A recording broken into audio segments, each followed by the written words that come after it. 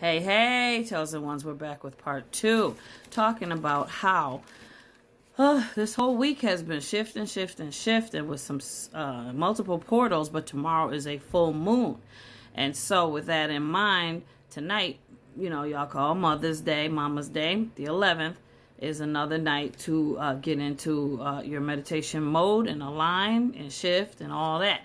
But tomorrow, the full moon is a big one, okay? I mean, this energy is residual, plus on top of it having been residual, tomorrow we're going to flow right into a big power surcharge, which is because of the full moon tomorrow on the 12th.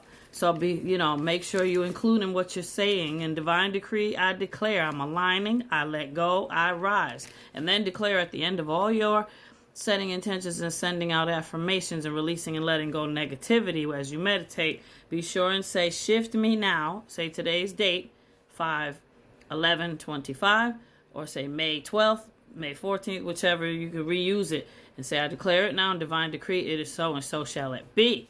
And that will activate it. And then remember what I said about the 3 snaps or 3, and then blow into your hands 3 times, holding it in like this. Take a deep breath, 7 seconds. Hold it in 4 seconds and blow out all that negativity into your divine marking hand palms. Do this 3 times. Into those marks on your hand, the divine marks, WM crescent moons.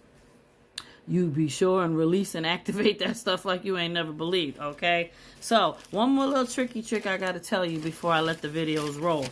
I found a piece of information floating around on Y2B. Now, I can't really say the name of the organization, but it's a high government place. Y'all heard of it. It's not FBI, it's the other one that starts with the C. Y'all know what I'm saying, right? So, allegedly, for educational purposes only, there's been documentation released that they have knowledge of an angelic high number that is 55515.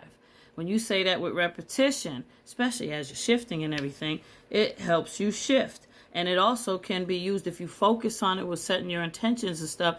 You can focus on it reducing any pain in your body, it is said. It is a reminder from your spiritual guides and angels that you're entering into a transformative period where you should trust your instinct and embrace change and pursue personal growth confidently. You can also do remote viewing with the numbers 55515. Ain't that something? They knew this all along. Look at your body in your mind with your eyes closed. Focus on the body, part of the pain, and repeat the angel number 5515. Pain will slowly dissipate and reduce till it's gone. And this also shifts you, it says. Ain't that something? All these times let me stop. Let's get on into the video, y'all. Here we go with part 2. More about all this stuff going on right now. Be prepared. Here we go. To look at the parts of your life that feel fractured or incomplete. You might also find yourself questioning the authenticity of your connections. Are you truly seen by the people around you? Or are you merely going through the motions, keeping up appearances? The moon's influence this week is all about peeling back the layers. It will reveal where you've been holding back, where you've been playing it safe, in relationships, in work, in your inner world. You might find that some of the connections you once thought were solid now feel distant, strained, or even irrelevant. Reflect on the people in your life right now. Are they helping you grow, or are they pulling you down into patterns you've already outgrown? May 10th and 11th might feel uncomfortable, but they are exactly what you need to help you break free from the emotional inertia you've been stuck in. The cosmic energies are aligning to help you release what no longer serves you, and they're doing so in a way that doesn't ask permission. You'll feel it, even if you don't know exactly what it is. And the most important thing is to not resist it. This week is not just a reminder of what you've been through. It's a call to transform the way you engage with the world. It's about shedding layers of self-doubt, letting go of the fear that's been holding you back, and allowing yourself to step into a version of you that's more authentic, more aligned with what you truly need. On May 11th, the moon reaches apogee, a point where it is at its furthest distance from Earth. It might seem distant, almost detached, and in the same way, you might feel a certain emotional distance from everything and everyone around you. You may find it difficult to connect, to feel grounded, or to engage with your emotions in the usual way. But this isn't a moment of disconnection. It's an opportunity to observe yourself from a new vantage point. There's power in distance. Sometimes, in order to see things clearly, we need to step back. May 11th is that moment when the energy may feel pulled back, but it is pulling you toward clarity. It's tempting to get lost in the separation and distance, but instead, use this time to reflect on what no longer resonates with your energy. Look at your relationships, your habits, and your emotional responses. What are you keeping in your life out of habit, and not because it serves you? This distance from the moon is asking you to cut through the emotional noise and really observe what is in your life. Now, consider the full moon on May 12th. Its light will shine as brightly as any other full moon, but don't be fooled by its outward calm. Just because the moon looks peaceful on the surface doesn't mean its influence won't stir something within you.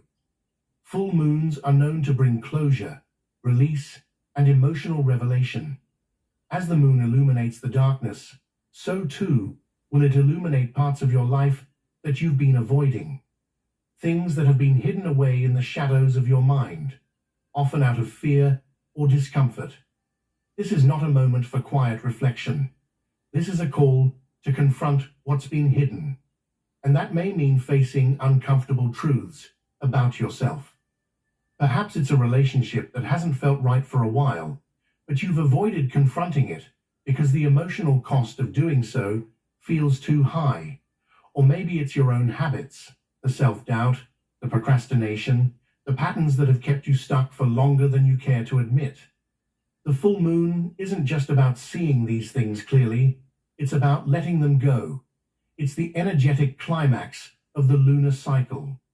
And just like the energy of the moon pulls the oceans, it will pull at your emotions, urging you to release what's not working. Let go of the excuses. Let go of the fear. It's time to release what has been keeping you from fully embracing the person you are meant to become. As the full moon draws near, you may notice a heightened sensitivity to the people and situations around you. This is your invitation to pay attention to the subtle cues, the things that others may overlook. What have you been ignoring in your personal relationships? What has been unsaid for too long? What emotional baggage have you been carrying around, unwilling to address? The full moon won't allow you to avoid it any longer. On May 13th, as the moon begins to wane, there's an opportunity to reflect deeply on what you've learned. The moon's light begins to soften, and you may find yourself drawn inward, seeking moments of stillness and quiet reflection. It's during this time that the cosmic energies will be at their most introspective. It's not a time to rush forward with new decisions or seek external validation. Instead, it's a time to sit with what has been revealed to you over the past few days. The clarity you've gained during the full moon needs time to settle. So, embrace the quiet. Don't be afraid to be alone with your thoughts. Give yourself permission to rest. This is also a powerful time to evaluate what you've learned about yourself in this emotional unveiling. May 13th is about understanding the deeper layers of your soul. You might feel as though the last few days have been emotionally overwhelming, but this pause is necessary. Okay, my chosen ones family. So what I want to say, this is the end of part 2, by the way. Of course, we are going into 3, and then I'm going to close it out with that one. Even though the video's longer, y'all get the gist of it. Because chosen family, y'all been doing the darn thing for so long. So I want you to know, in short closing, rest is okay. If you've been resting today, don't beat yourself up thinking, oh, I missed it, I didn't do it. You don't have to kick yourself in the butt about doing it on time every time, okay? Take it easy. This is not to upset you or make things worse in your life. But remember, when you do it, especially if you do some affirmations tonight, set intentions, do it before bedtime so you carry it into your sleep. It's most effective. All right, we're going to carry on to part 3. Keep watching. I love you. Stay tuned.